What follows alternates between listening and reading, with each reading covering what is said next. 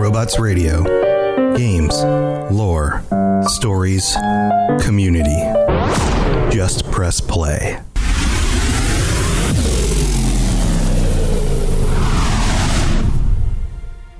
Welcome to the Fallout Lorecast, the podcast that explores the boundaries of our knowledge about the world of Fallout. Wastelanders, Vault Dwellers, welcome back. This is the Fallout Lorecast. This is your host, Tom, or Robots, and I am here with an ensemble crew. We've got our patrons joining us again for the end of September. This is crazy. It's the end of September. I'm about to get hit by a hurricane. So if this is the last podcast you hear from me, it's been fun. But real talk, we've boarded up the windows. Not really boards. They're like panels. We're set up. We're going to be okay, I think. But it's going to be a little bit of a rocky ride. But anyway, we're recording this anyway on a Tuesday night. And with me are some of the regular crew that get to join us every month because they're our tier 4 or higher patrons. Let's give a shout out to, what I'm going to do is I'm going to introduce all of you at the same time, and you're all going to say hi at the same time. Ready? So I'm just going to run down the names. Get yourselves unmuted. Here we go. We've got Lil Green, Bennett, Maverick, Scarecrow, and Nova. Hi, everybody. Hi. I love it. So today's topic is, we are talking about what the world was like. I want you to go back in time to the 2070s. I know that sounds like it's forward in time, but in Fallout terms, if you played any of the games, then you're at a time past this.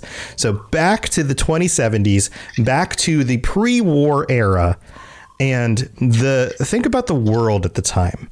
You've got like this impending war between the US and China.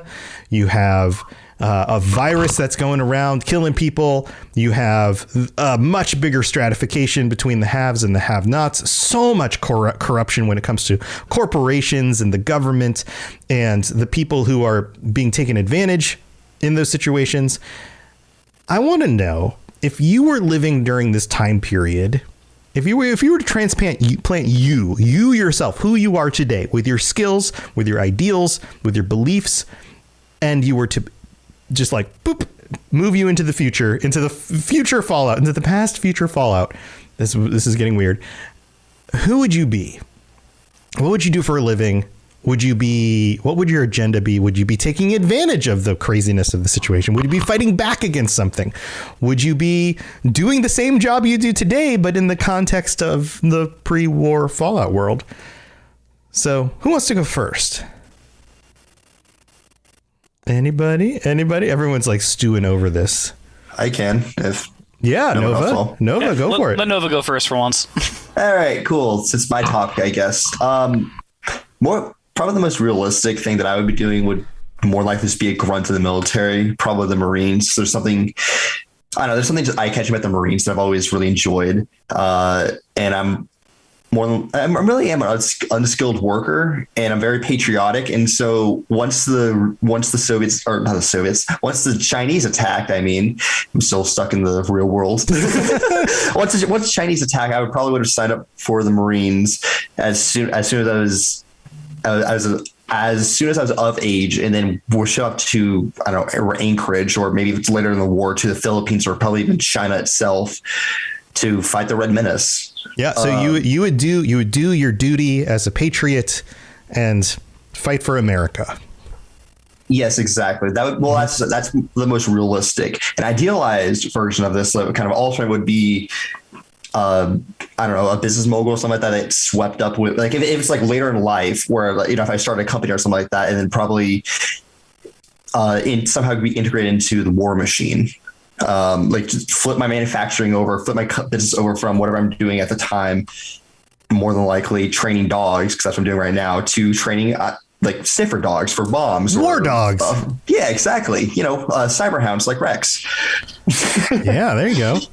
Yes, you could have a whole Cyberhound like anti-war unit thing going on. Well, more than likely be swept up into the war machine, to where I'd be training dogs for the military. So like sniffer dogs for IEDs or bombs or biological agents or chemical weapons or anything else like that. Or something like for like SEAL Team 6, where like, they send the Belgian Malinois up ahead to tackle the Chinese tackle the Chinese during an operation, and so that they can secure them or, execute them or whatever they're going to do with them. Right. That's like it. Like if that's what I'm saying. It's like if the war started and like later in my life where I'm like not of serving age anymore, or something like that. Well, here, real quick, we got Ones and Zeros joining us as well. Ones and Zeros, welcome to the show. Can you hear us? Are you there? I don't know if Ones and Zeros is actually here. Ones and Zeros, if you can hear us, say hi. Otherwise, if you can mute your microphone while we're chatting, that would be helpful. So Nova, go on. So, okay. So training. So if you had the choice, would you do biological dogs or would you do cyber dogs for the war? I don't think I would have the choice to. But if you did, let's say you were a business mogul, like you're saying, right? And you can see the conflict coming. The conflict is on the horizon and you've got experience in how animals work, right? This is maybe where your background is. And you're going, okay, if I'm going to do a startup business and I'm going to hopefully the government comes and just buys me out, like buys all my services, pays me lots of money in order to do something because you can see this coming, right? Do you think you go cyber dogs? Do you go cybernetics? Do you go actual trained real biological dogs because they can maybe do things the cybernetic dogs can't because they're real?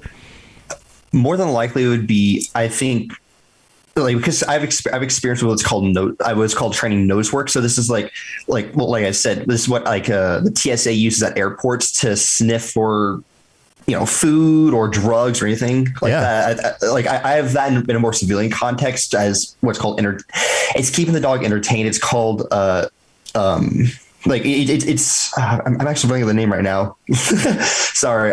This looks very bad on me. No, it's fine. It's fine. It happens.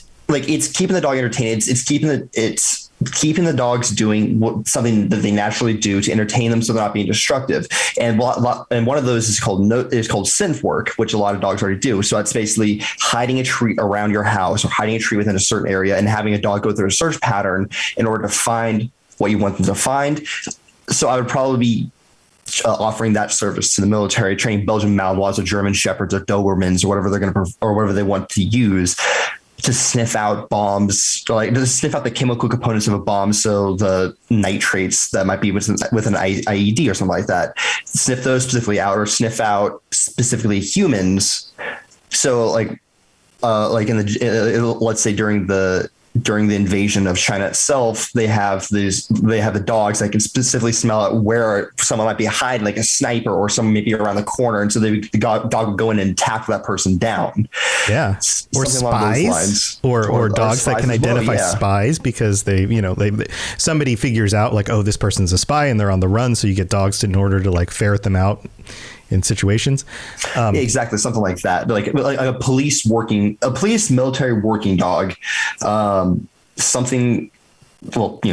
They're attack dogs essentially.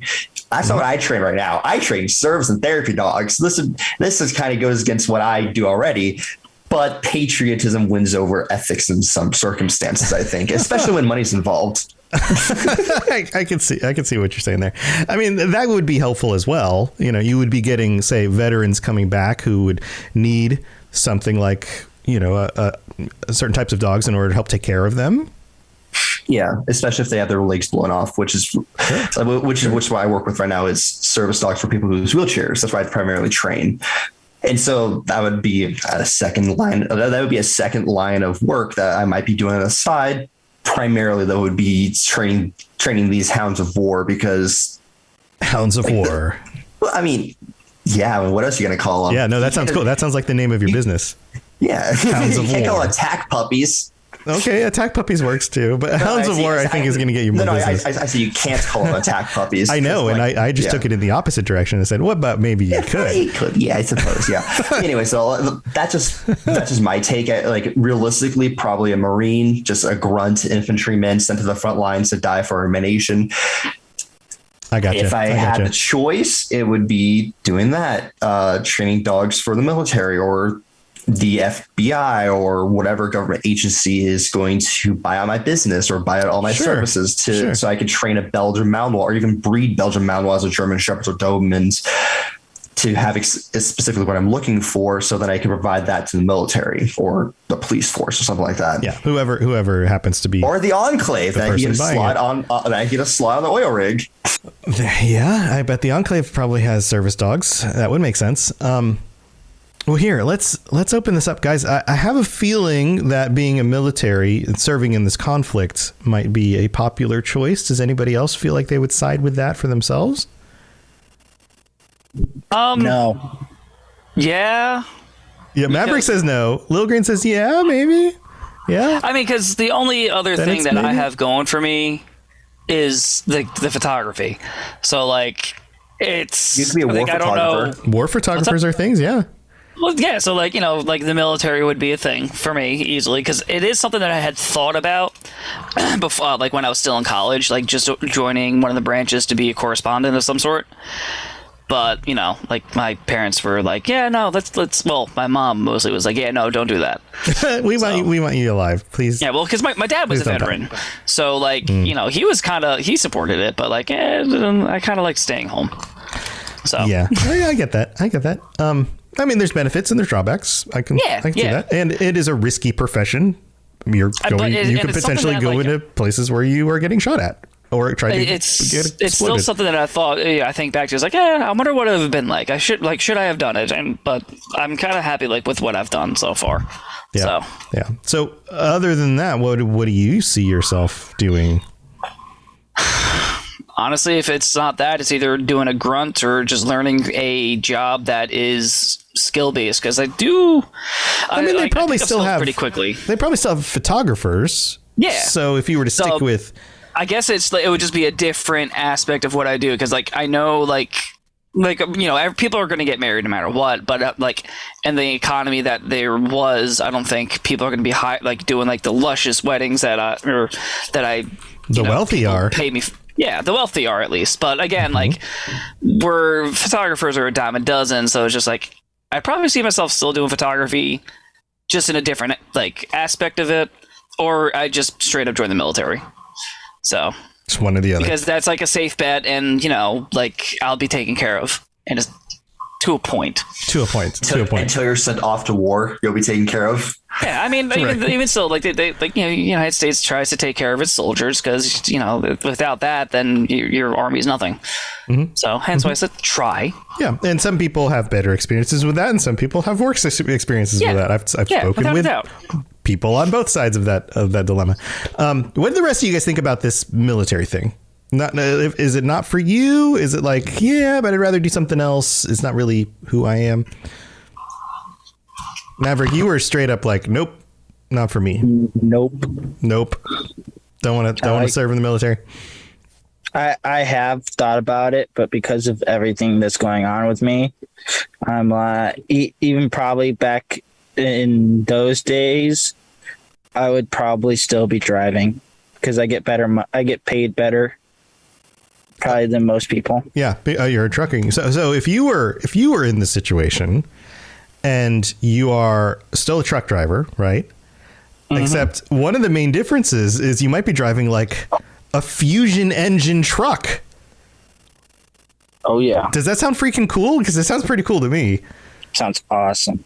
Had that baby purr underneath you. Yeah. So okay. And hoping it doesn't explode either. So I don't know nearly as much as you do about the way trucks work and shipping logistics and all of that.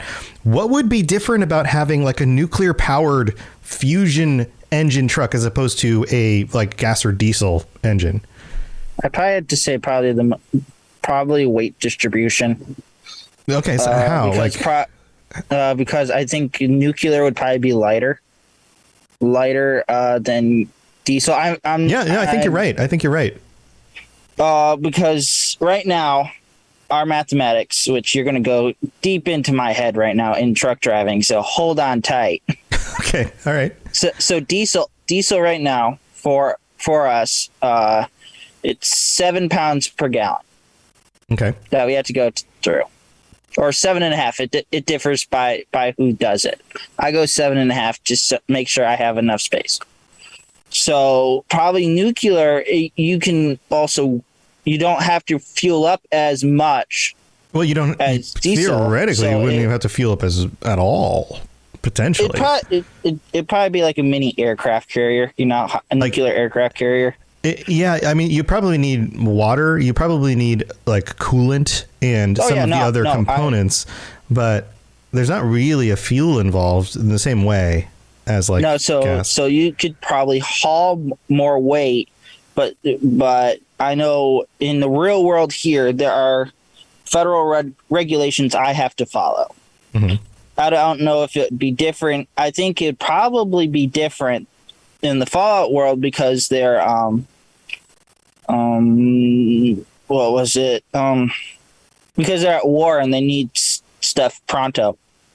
Yeah. So that's another aspect of it is if we are in the Fallout world, and I mean the world's gone to hell. Other countries have been bombing each other into oblivion.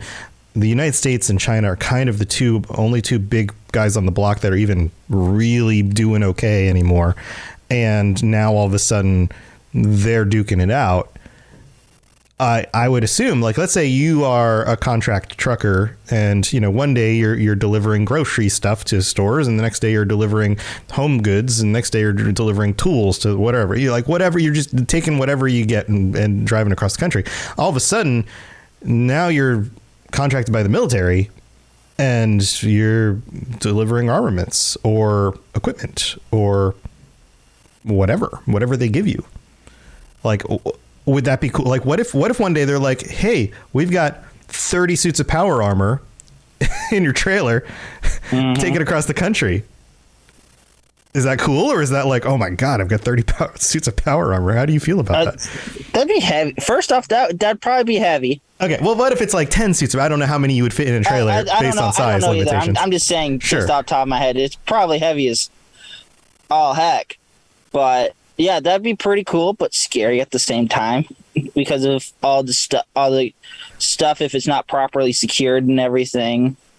Yeah, I mean, that's expensive gear. It's for the war effort. I mean, it's one thing if Walmart doesn't get their cereal boxes, they didn't get their cereal boxes. It's another thing if Alaska doesn't get their power armor because they're on the front line, right? Like, right. So that's a little scarier. Would you sneak back there and try one on?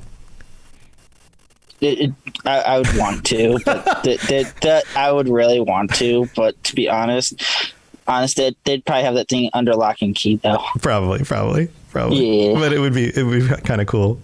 Or like you drop it off and you get to watch them unload all the power armor and be like, oh my God, look at all that awesome tech on that thing. That would be nuts. Can you think of anything else that might be different with like a fusion engine? Do you think vehicles? I mean, I don't know the logistics of like how a fusion engine will work. Would the trucks drive faster? Like, I guess you wouldn't want to crash them because potentially you get like nuclear spill out all over the highway, or I mean, it probably chances are it's not going to explode, but there is the possibility, I guess. I don't know. It seems kind of cool. Yeah. I don't really know, to be honest, because I'm probably thinking like, you know how Tesla came out with their so-called semi, it's all electronic. I figured it'd probably be something similar, but with a different type of engine, different type of source where it's all quiet or whatever. Yeah. It's like all futuristic. Well, but yeah, you see semis in the game. I mean, sort of, but. Mm-hmm. What do you think about the design of that? Like, they do look different. Like, I know there's some pride in like being a truck driver. I mean, you've talked about this, but you've shown pictures of your truck and like, oh, look, it's all clean and you take good care of it and all of that, right? Like, what if you were driving one of the trucks that you've seen in the game? Would you feel like, oh, this looks cool, or would you feel like it's kind of dumb? I would. I mean, if it was cleaner. Well, yeah, it all cleaned up, brand new. Not on the side of the road. It'd be pretty cool because it's top. It would have been top of the line back then. Yeah. Instead of what it is now in the game. So. That makes sense. Yeah. Anybody else have any questions about trucking in pre-war Fallout world? What that would be like? Not a question, but it would be bad if you're hauling that power armor and the Chinese spies figure out. So.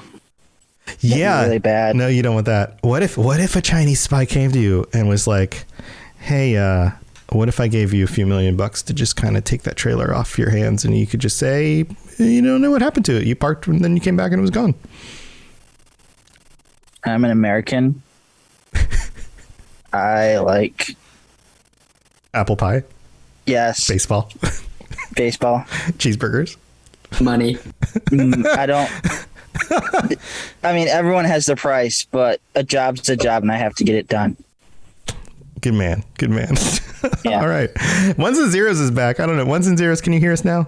Yeah. Yeah. There you are. I can. So what had happened was my phone isn't as good at picking up frequencies as I thought. So you guys just like when I was biking home, you guys were just like frozen for 30 seconds at a time, like every 10 seconds. So I was like, you know what? I'll just speed home. And yeah, I haven't even like taken off anything. I'm still wearing my entire work uniform, just sitting on my computer. Awesome. Well, you get set up, and we'll come back to you in a minute. But we're talking about what life would be like in the pre-war America, because most of us are American. In fact, all of us are American. Aren't we all American? I don't always remember these things. But and what you would do, like, what would your life be like in like the 2070s if you were in pre-war Fallout world? So far, we've had people talk about being soldiers because of the war effort, and then potentially photography still for Lil Green, and then Maverick thinks that he'd still drive trucks, but they'd be like fusion trucks with Holland, potentially different kinds of things across the country. But yeah, it makes sense. It makes sense. I wonder, like you look at the trucks in Fallout, and we'll move on from trucks soon, but I just got these other questions that pop in my head. They look like they're kinds of things that were driven by humans, but you would think with robots running around, why isn't there more robotic trucking? Like, why didn't they automate it? Maybe it ran over one too many children. Maybe. I'd like to speak on this topic. Uh-huh. They're in the real world right now. They're actually testing out automated trucking. Right. Trucks right now. But there still has to be a human behind the wheel just in case the computer does not work. So I'm guessing that's why it's not like that right now, even in the Fallout world. The other thing about like robots in the Fallout world is they all seem to have personalities. You think about like the Mr. Handys and things like that.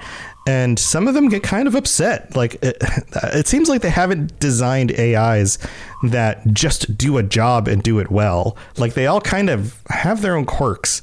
And I wonder if that messes things up while putting cars on the road. So robot road rage. Robot road I rage. was just thinking. Yeah, maybe that was a thing. I don't know of anything in the lore that talks about it, but that would be a really, really funny thing if it existed. So this is a note to everyone: don't drive stupid in front of robots radio. You will have a super road rage. Buddy bot, well, take the wheel. We'll tell you what, why don't we go thank our patrons? We're going to take a quick break. We'll thank our patrons. We've got some reviews to read out real fast, and we will be right back to find out what the rest of our guests would do in a pre-war Fallout situation. All right, don't go anywhere.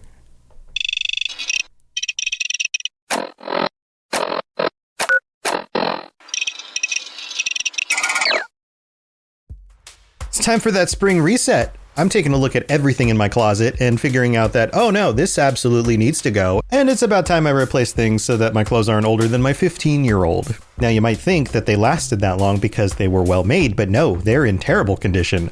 Unlike the new jeans I just got from Quince. Jeans have always been my personal go-to because you can kind of wear them for lots of different things, but maybe they're not your thing. Maybe you're looking for, 100% European linen with insanely soft flow knit activewear fabric. It's definitely getting warmer, and their flow knit activewear is moisture wicking, anti-odor, and soft enough that you'll actually want to wear it every day.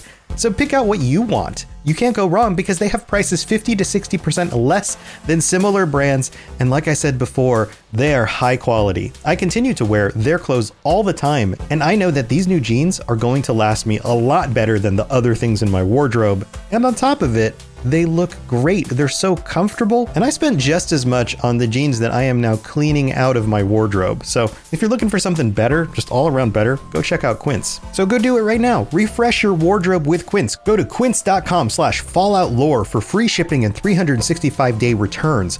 Now available in Canada too. Go to quince.com/falloutlore for free shipping and 365-day returns. Quince.com/falloutlore.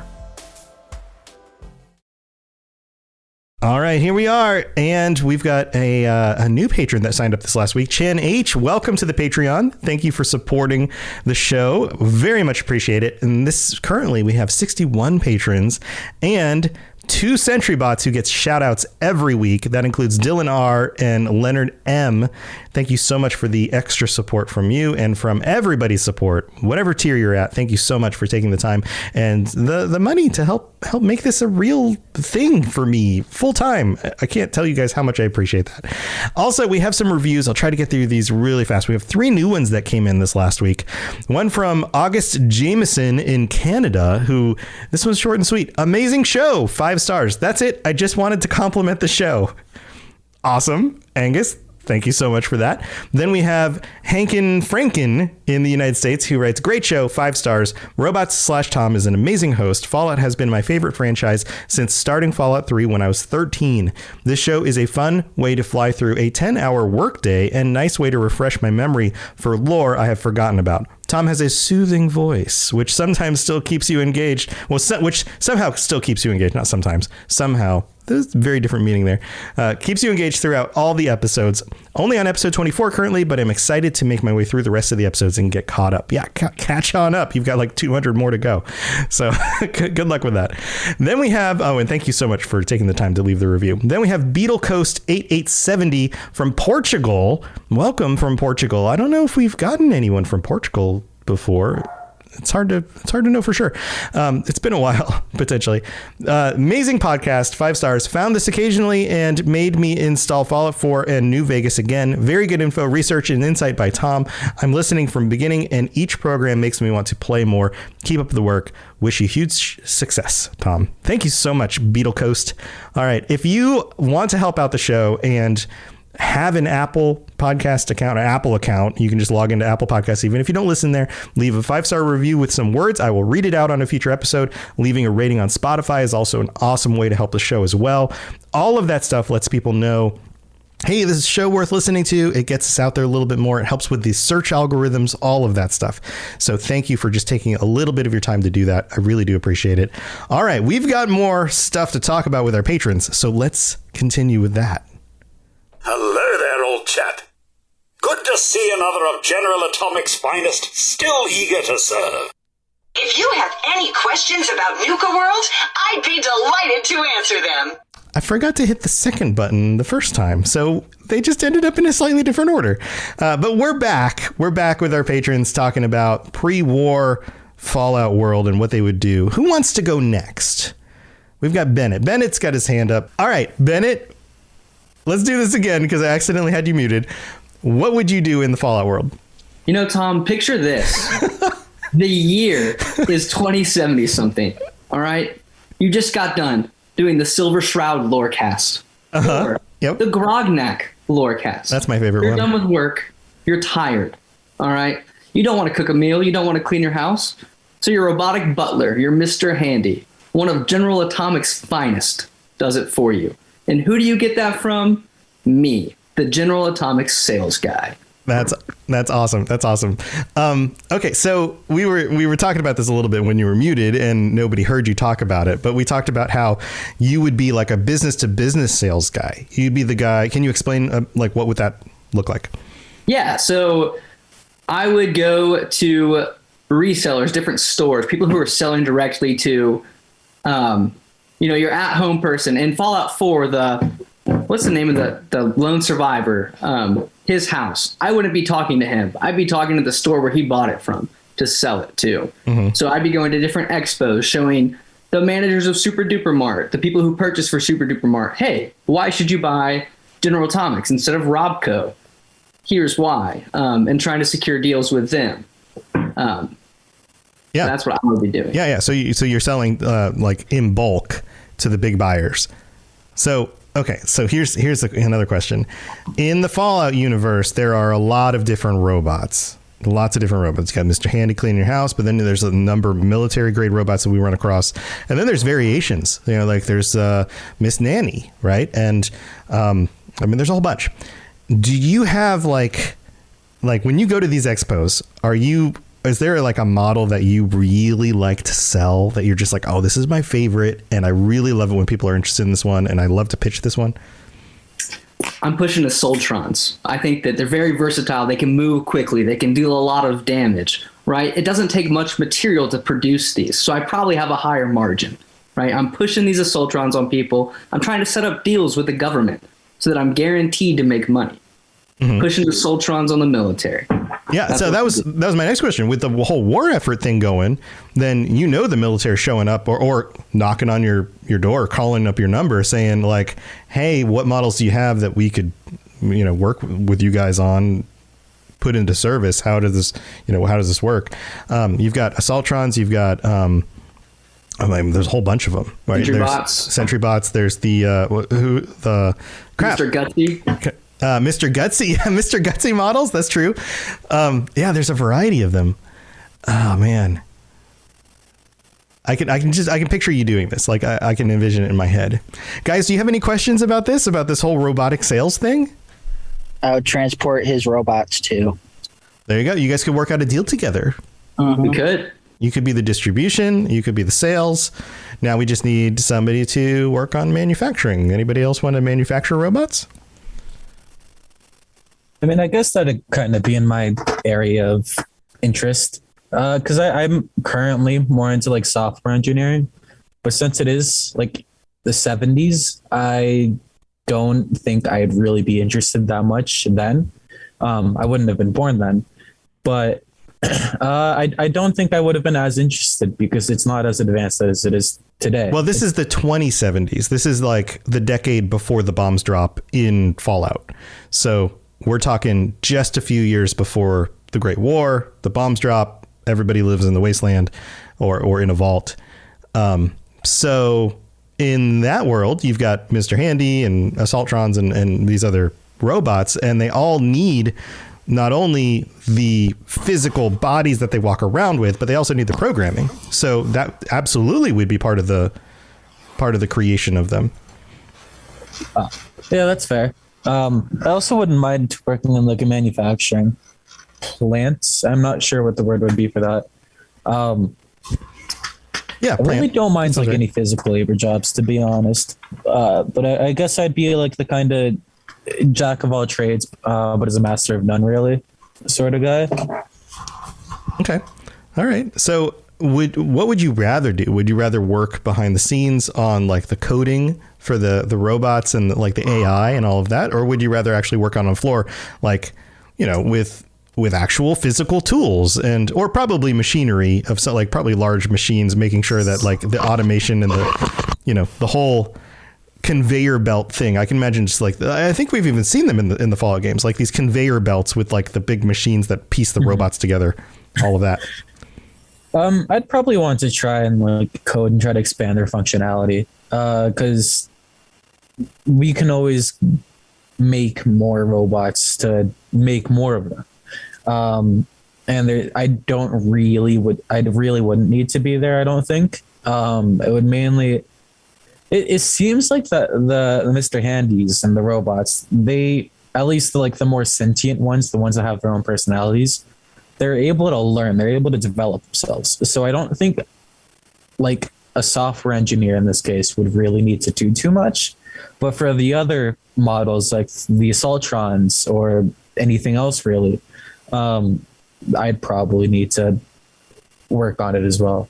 Yeah, I can imagine roles for each of those things. Plus improvements, like you're constantly like a video game, right? You come up with like patches and then you've got like, oh, you got the Mr. Handy model from last year, but do you have the latest, firmware update? Because sometimes he gets a little cranky in the afternoons, like you can do that kind of thing, right? So here's another question for you, ones and zeros. If you were to design a robot, is there a certain functionality and personality you would attach to it that you think would make sense in the Fallout world? Because you're in manufacturing, right? You got the Mr. Handy with the kind of butler personality, and then you've got, Protectrons and Assaultrons, and they all kind of have their own base model personalities with variations. Is there a design you might want to put out into the world? I'd probably want to make just a general labor kind of thing, so that just a cheap worker that instead of paying a bunch of teenagers $10 an hour to do, it's mainly just the robots, which currently with people oh yeah, robots are taking all the jobs, I don't think they'd be too happy with that. But it's not my job to make them happy. It's your job to sell robots. It's to make the robots that Bennett can sell and Maverick can ship across the country. And if some of them shoot things, then Nova is going to work with them to shoot other people. And then Lilgreen's going to take pictures of it while it happens. Man, we have an entire sounds like a plan. Okay, I guess we're working together then. Sounds good. And I guess my dogs aren't barking anymore. They're gonna be shooting lasers or something like that. It's gonna be the Austin Power saying freaking lasers. Well, maybe you've got maybe you've got dogs out there, but maybe you train the dogs to be able to work with the robots, so that the robots and the dogs can go into locations that would be difficult to get a person into. That could work out. Yeah.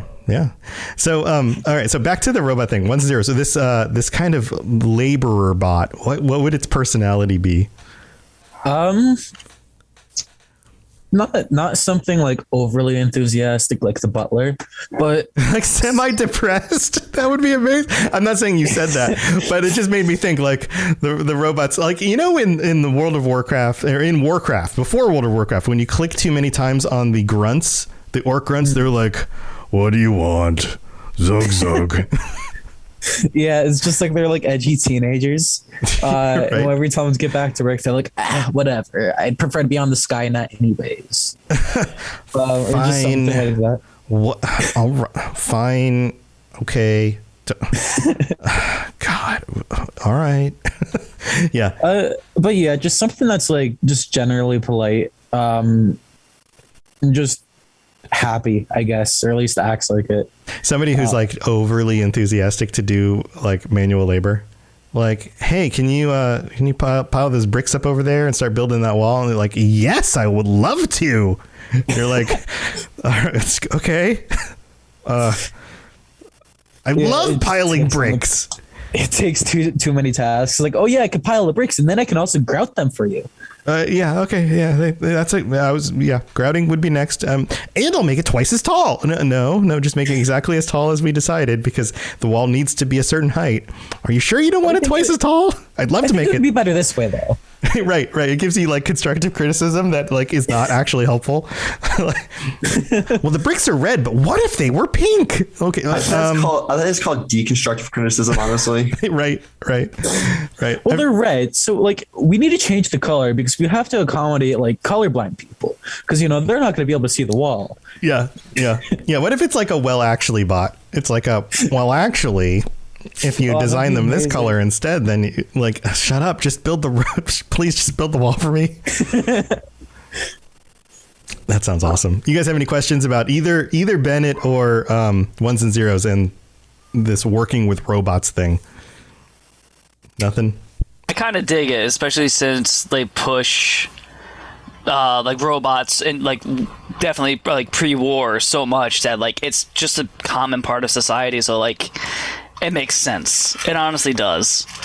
So, and because if robots are everywhere in society, I feel because they're in not I don't want to say, I don't know if it's common people or the upper wealthy, just as they're taking they're the modern day maid. Mm-hmm. And then the military has their hands in them, and then a lot of places that you visit, they have them giving tours, doing security, doing the work. So it's No, like honestly, that is probably one of the best jobs to get. It's a good point. It's a good point. In Fallout 4, we see what is like the average American family, right? You got a husband and a wife. They're both employed, so they have the money to put into a nice home and some things for their home. They have a child, and so obviously they've decided to recently purchase a Mr. Handy. You even see the box in one of the rooms still, right? And if the average American home can have a Mr. Handy, well, then lots of people can afford at least a robot. Yeah. Not to mention businesses in the military and everybody else. So it makes sense why they're so common. They're all over the place. So, yeah, it seems like a good line of work where you're going to constantly have something to do. So I think it's a good choice. All right. Any other thoughts on robots before we move on? Not me. Other robots. Well, of course not you, but you know, we know everything about you already. Yeah. What else is there to ask? All right, Scarecrow, I think you're last on the list. Where are you going? What are you doing? What does your life look like in this 2070s world? Scarecrow. Can you actually hear me? Yes, we can hear you. Yeah, go ahead. Okay. Yeah, it got loud earlier, so I had to mute. But with my health, I can't join the military, unfortunately. Otherwise, I would. But I do have heating and air repair and refrigeration because I went to college for that. Okay. My father was a mechanic and a tow truck driver, so I know some of that. So I could definitely do those two things. So you're thinking like you would just translate those skills directly into that world? Yeah. Okay. So you see yourself like running your own business? In chat. Oh, sorry. Go ahead. Maybe.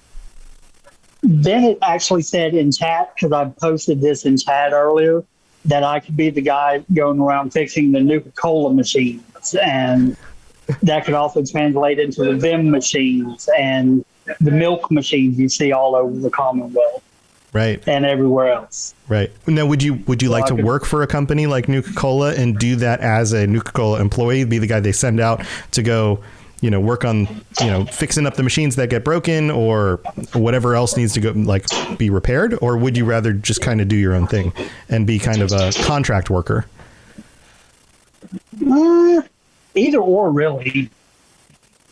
So neither makes a difference to you. You like, if you imagined yourself showing up at a place, would you be proud to wear like the Nuka-Cola jumpsuit and be like, "Hey, where's your Nuka-Cola machine? I'm here to fix it." Or would you rather have like your own business jumpsuit or some other people that you're working for that are more of like a local kind of thing? I mean, truthfully, Nuka-Cola would be the better choice because I'm pretty sure they could pay more than just a typical handyman. So, yeah, you would hope. I mean, they're a big company. You'd hope they've got some, good, some health insurance plans and some retirement or something, going on with that. Yeah. Yeah. Man, can you imagine like getting in your, like, I'm sure they give you a truck, right? And they send you out and you're like, all right, you're going over to Boston today. You're going to swing by, these 5 locations. You're going to check on their machines. You're going to, update them or upgrade them or repair them, whatever they need to do. Right. And you put on your Nuka-Cola jumpsuit. You and your buddy get in your Nuka-Cola truck that you're riding around in, this big red Nuka-Cola truck with all of your gear and all of your tools and all that stuff in it. And you head off down the road and you pass by Maverick and you, how's it going? And maybe he's delivering some Nuka-Cola. But can you imagine riding around in a Nuka-Cola truck? I mean, it's the equivalent of being like working for like Coke or Pepsi. And like today in our world, we're like, yeah, Coke or Pepsi, whatever. We see them all over the place. And I'm sure people would feel the same way. But because this is like a fun thing for us, to me, that just sounds so much more cool, right? Like, yeah, okay. Yeah. What do you guys think? What do you think about this, like, just a repair person, somebody who works on things? So hear me out. If you were to start your own business, Scarecrow, you could call it the Scarecrow Coal Repair Co. And so you can go around. It could be catchy. You have your own van. You can have your own face plaster across it. And you could be classy, and also you could steal the occasional Nuka-Cola from the machine as well. But like, because I'm pretty sure because in our world, Coca-Cola doesn't own the vending machines. They just provide the supply for it, and so that's true.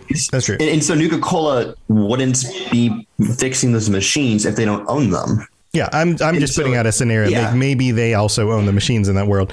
And yeah, maybe I'm just brainstorming for what I know about. Like, yeah. But anyway, so like, I'm just saying, like, if you do work for yourself, first of all, you can make your own classy, catchy name. You can have your own area of operation. You can have your own time. You can do everything, all this other junk, which would be impossible if you're working for a super corporation like Nuka-Cola, or even if you're working for a local repair shop. It would be like you wouldn't be sent across the country. You wouldn't be given these probably insane hours. You'd be more independent, really. I think to that point, Rob makes a good point. He says, "You think Nuka-Cola, Rob, the princess in chat, would be willing to provide employees benefits?" Like at this point in the way things are going in the world, the corporations are screwing over their employees pretty badly, and that might be actually a bad place to work compared to being able to do your own thing. And then now you are defining how much you're charging, you're managing your own clientele, you're deciding to put a certain percentage away for the future because you're now running your own business. In fact, you're able to hire other employees and send them out and do the work. Scarecrow, do you enjoy like being hands-on? I know some people just want to be hands-on with a job like that, and other people, they like it, but if they could make more money by hiring other people and training them and being in management, that would seem like the better thing to do for them. I mean, I'd rather be hands-on than be in a management role. Maybe a supervisory role I should handle, but not upper management. Right. But yeah, I prefer hands-on. Got it. The other thing that this really works well with, and who posted it in chat? Probably no. Oh, aim for the hay says, with as much broken stuff after the fallout, he would be set for life. So here's the thing. Like, if you take any of the roles that you guys have talked about, some of them work better in the post-war world than others do, right? Like, so Scarecrow being able to repair things and be very hands-on and able to kind of do whatever needs to be done, that's super useful once the bombs drop and you're living in a wasteland and everything's busted and you gotta make do with what you've got, right? Being in a soldier role, being somebody who's been out on the battlefield, now you have to deal with raiders and all sorts of stuff like that, and you have to understand how weapons work and coordinate tactics, and that makes a lot of sense as well. That stuff translates over. But something like Bennett, poor Bennett, I don't know that you've got too many corporations to sell robots to anymore after the bombs drop. That role doesn't become as beneficial directly in that way, but being able to understand people and understand what makes somebody motivated to buy something or not is a negotiation tactic. So that role could play into like some sort of leadership position, somebody who's able to motivate other people, that kind of thing. Real quick, let's just go around to everybody. And how do you think your job would translate into the wasteland? I'm just going to go down the list. Lil Green, what do you think? Photography, it wouldn't at all. You're like, nope. Well, all right, because from what I can see in at least when 76, I've seen it, they use film, and when the bombs drop, it would destroy all the film, honestly, because film just reacts to like any source of light, even being X-ray, and of course when a nuclear bomb explodes, X-ray, gamma ray, like that is released, so it would completely fog film and destroy it, and you wouldn't be able to use it. So photography would be useless, honestly. Yeah. So, I think you're right. Unless you were to find film in locations that were far enough away from any of the radiation that survives. It might still be few and far between, because like I don't think I've ever seen like a digital camera at all. So like, well, even the screens are just like black and green. Like, it's not like a digital camera wouldn't work. Right. So, but yeah, like I wouldn't, like, my work would be kind of like null and void. Yeah, that makes sense. Bennett, do you think you could translate sales skills into the wasteland?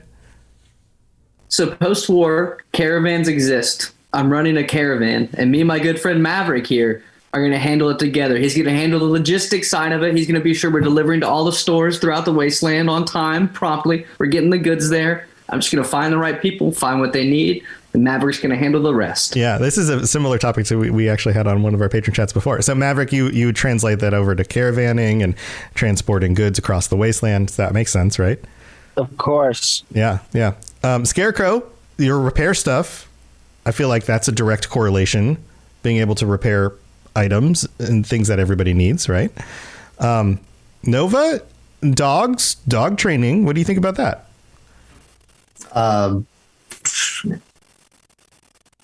Really depends on if I honestly don't know. I mean, dogs are still around. Yeah, the dogs still around. Like probably train them to be guard dogs. Basically, I would have to learn how to do that first, though. So that'd be great. But even helping people in need, like in the wasteland, there are going to be people who have disabilities or whatever, who having a companionship with a dog that can help them out might be the difference between life and death.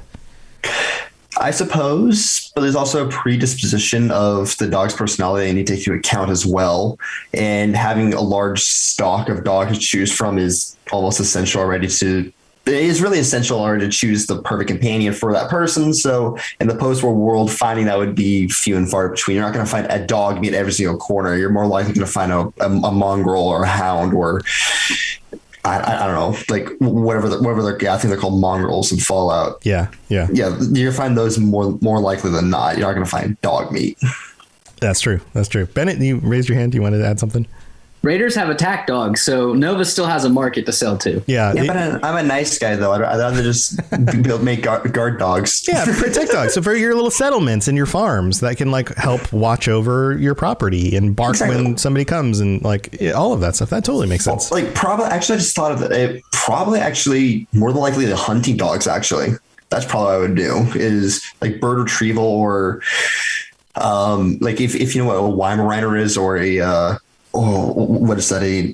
A dog Argentino. They are a Weimaraner's bred specifically to hunt bears in Germany, and dog Argentino is specifically bred to hunt jaguars in South America, so something along those lines, possibly as well. Where I don't know, like get a pack of Weimaraners because I have one. I actually do have one. Get a pack of Weimaraners and send them out to the local Yaguai.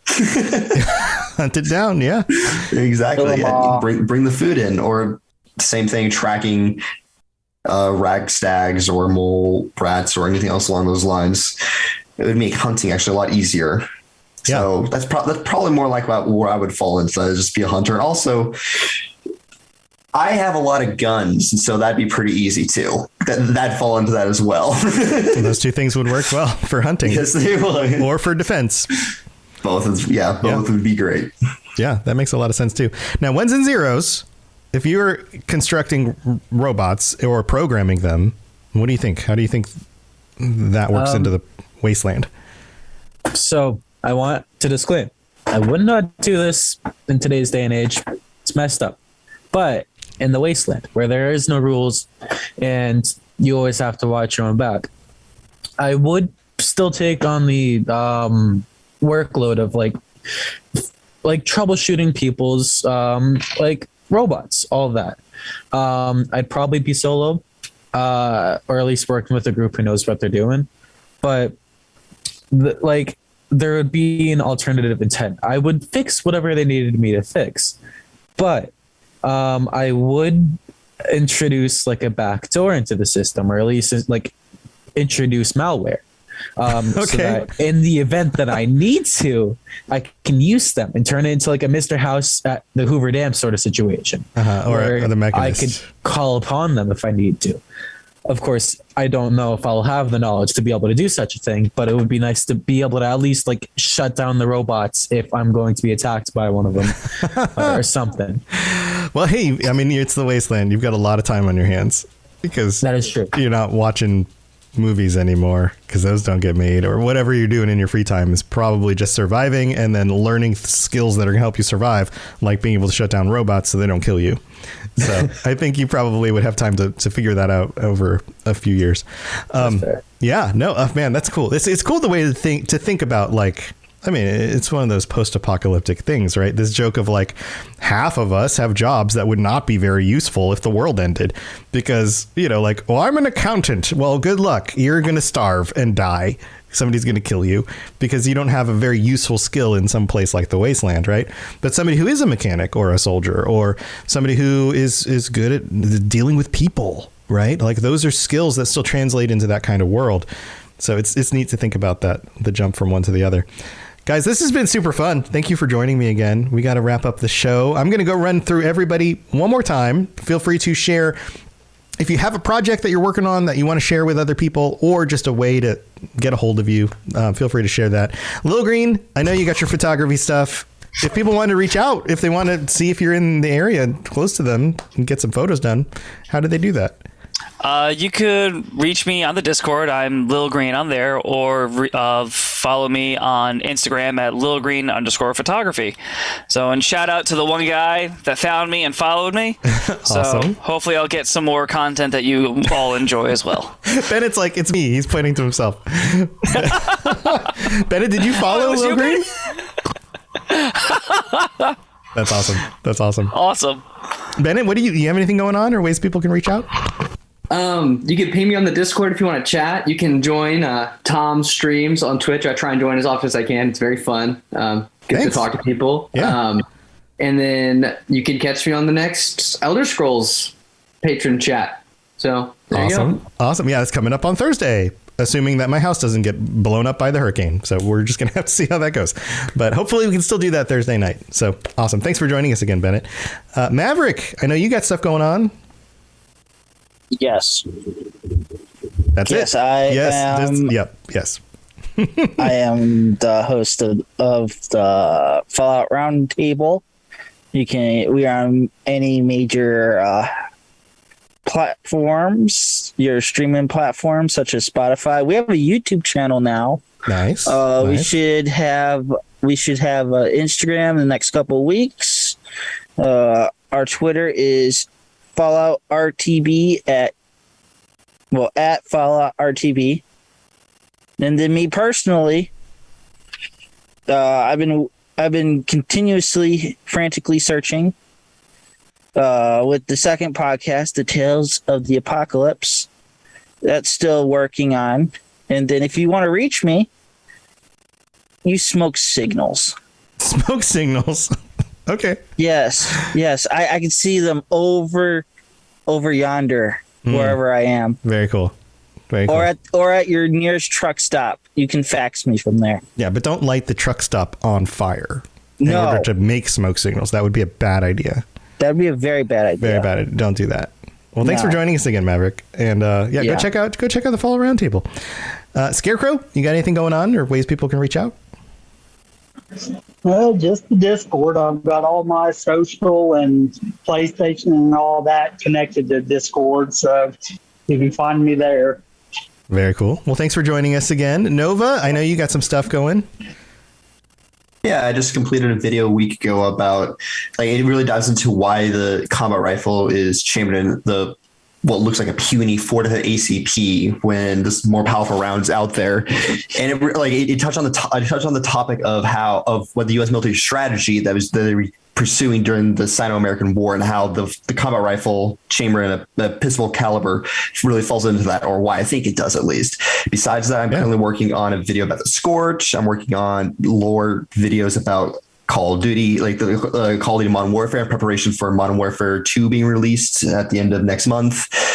I have like 9 other different scripts I'm writing as well, which I've kind of just tossed the wayside for temporarily. Like my YouTube channel is at Supernova Gaming on YouTube, and I have a Twitter, the exact same thing. And Telegram as well if you want me to, but I'm mostly active within Discord, and I'm on the Discord server, and I will reply within a couple of minutes if you ping me. Well, there you go. Well, go check out Supernova Gaming and check out the Fallout lore videos there.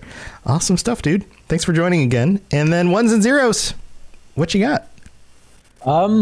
Nothing much. I just have a screaming cat at my door, but that's about all I have to offer. Okay. All right. Anybody want a screaming cat? Let ones and zeros know.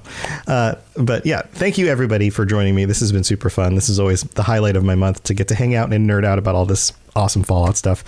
We've got all sorts of fun stuff coming up. October. Did you guys realize October is the 25th anniversary of Fallout? It's coming up. Yep. So be looking for content creators to be doing all sorts of different stuff this month. I know Bethesda's got some things cooking up I can't talk about yet. I'll be doing some thematic episodes throughout the month. Hopefully I'll have some giveaways to do. I think what I'll do is I will be giving them away on stream. So it'll be one of those things where you don't have to enter anything. You don't have to spend any money. If you just show up during one of my streams, then maybe you will get a giveaway, because it'll just be kind of random to whoever happens to be there. So twitch.tv/robotsradio for the live streams for any of the shows when we record them live, like this one, or the game streams on Mondays, Wednesdays, and Friday afternoons, except for maybe not tomorrow, because I will be trying to survive a hurricane. Maybe I should live stream that from my phone. That would be exciting. Oh, we just watched Tom die. Wonderful. Great. Man, that got real dark. Here's Tom's Weather Rock live from God. Florida. You see Tom's live stream and Jim Cantori coming in the background. It's like, oh, he's not doing good. Oh, hey guys. The storm's doing all right. Oh, there goes my roof. Look. Oh, there goes my.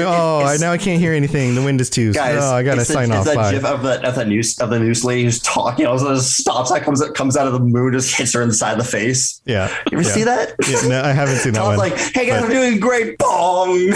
There you go. Yeah, I'll do. What I should do is just video myself standing in the middle of the road with an American flag, with no shirt on, just like that guy. Remember that guy, hurricane guy? Yes. Yeah. I don't have the long flowing hair, but I could get a wig. There you go. I could get a wig. I would probably blow off. I would just stand in 100-mile-an-hour winds in the middle of my road for like hours, live streaming it.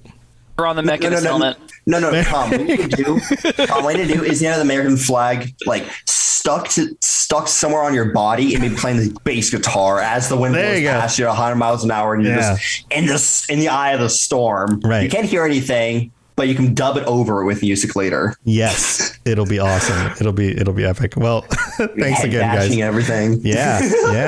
Yeah. Headbang into the storm. All right. Well, thanks for being here, guys. We'll see you next time. Stay safe out there. That includes me too. Bye, everybody. Bye.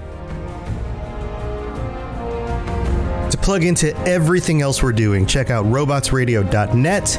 Reach out to me on Twitter at robots_radio. Check out the Robots Radio Rocket Club, where you can join me and a bunch of our other creators creating your podcast, starting a new podcast, or helping your current podcast grow. There's more information about that on robotsradio.net as well. And you can always talk with us and the entire community, over 2,000 people on the Robots Radio Discord. Come join us. We'd love to chat with you. See you guys next time.